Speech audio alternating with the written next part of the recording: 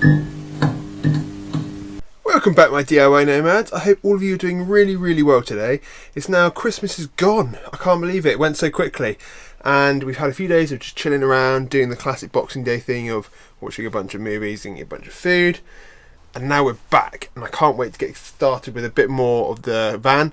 Today I'm actually just going to finish off a bunch of jobs, stuff that I said I'd do in the past and then I've been distracted, so I'm going to crack on with that now. That includes cladding up the front of my kitchen area, sanding down the window area, just sanding off the rough edges, as it were, just, you know, getting those little jobs done. So this is where we got to last time. I cladded up this side and I had this cladding already cut. So all I need to do is line it up with the bottom. I had this bit of cardboard that raised this bit up, and I want to keep all the cladding slats lined up.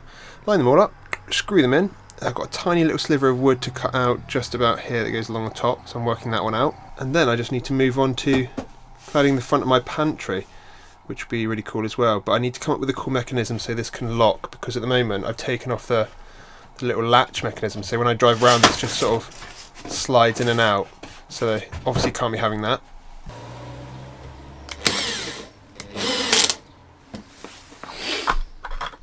And that's why you always drill first and countersink. That is the only thing I dislike about using cheap, sort of like softwood cladding.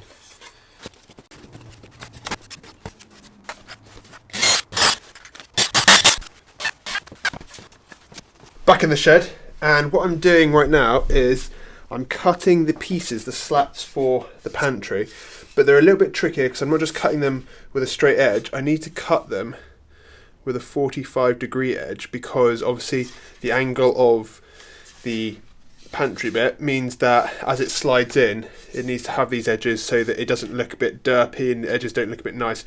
So I've had to get my bandsaw and put the base plate on at 45 degrees.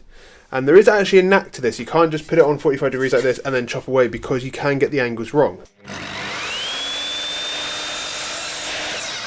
So with this softwood cladding, there is a front side, and the front side has this sort of angled bit at the top, and a back side, because the back side has this right angle on the top here. So because of that, we need to make sure we cut the 45-degree angles on the right way round.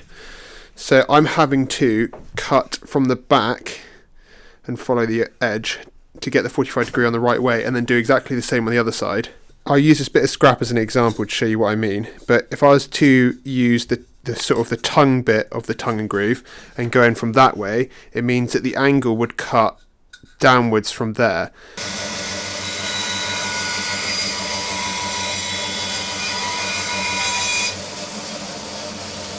So I now made that cut, but now, because that's the front, if I was to screw that to the pantry, imagine that's if I'm looking at the pantry from above, and that's the door sliding out like that, this cut is going in completely the wrong direction to the front that I want it to. So I need to cut it the other way around. So if I reverse the piece and put it on like that, you can see that the cut is now parallel to the angle that the pantry comes out at. I now need to make sure I do this correctly on both sides, so I get the right angle on both ends. But I hope that made sense. If it didn't, I'm really sorry, but that is the way I'm working out how to get all the angles beautiful, so it all looks really nice and flush and like it's meant to be there. Now I know what you might be saying. A lot of you are DIYs, and obviously you're not just going to have a bandsaw to hand to do this. So if you're okay with buying some new gear, you can get hand saws that can adjust the angle, and you can cut them at different angles. You can get miter saws that do the same. But if you don't want to spend the money and you already have like a jigsaw, you can even just do it with a handsaw, but just take your time. You don't have to get it exactly perfect, because remember the other day, this is a bit of DIY and it's a bit of fun.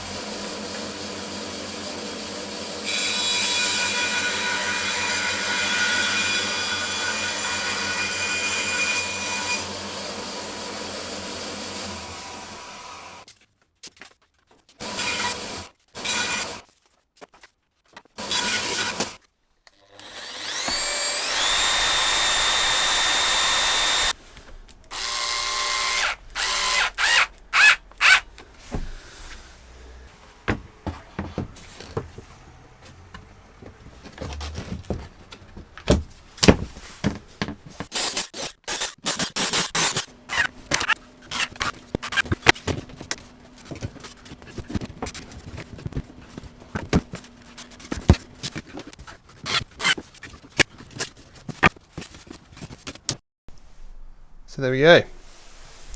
So all cladded up. Now I made a mistake here, as you can probably see already. I don't know how I did that. I was obviously 1 centimetre out, so that's annoying. I'm going to have to go cut another piece of that. And then this bit, I haven't screwed it in yet, but the top lip I need to cut off anyway, the tongue part of the cladding, just so that it slots in place.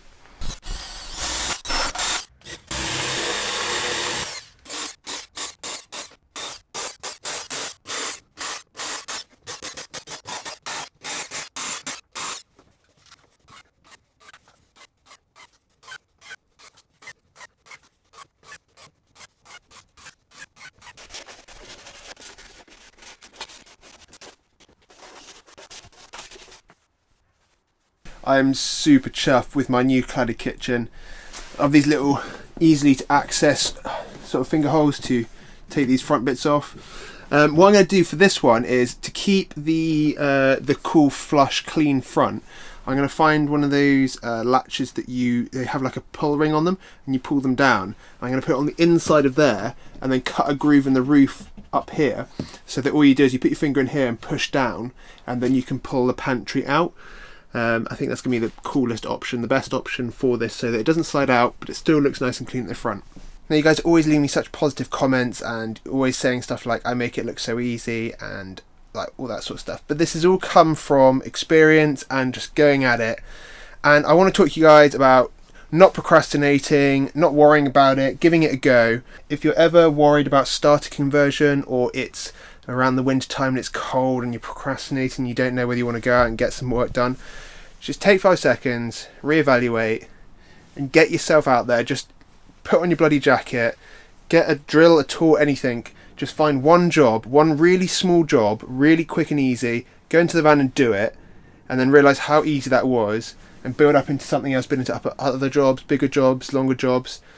And just remember to like really seize the day, because I was thinking about it the other day and I can't believe how quickly this year has gone, and it's mental, like so much time wasted when I think about it, either just sitting in front of the TV or sort of sat there thinking, the weather's a bit crap, I won't go do that. But the great thing is, now that I'm in the van, I'm sheltered, I can work inside of here, and you can lead a power cable into your van. I can now run off the electricity inside the van.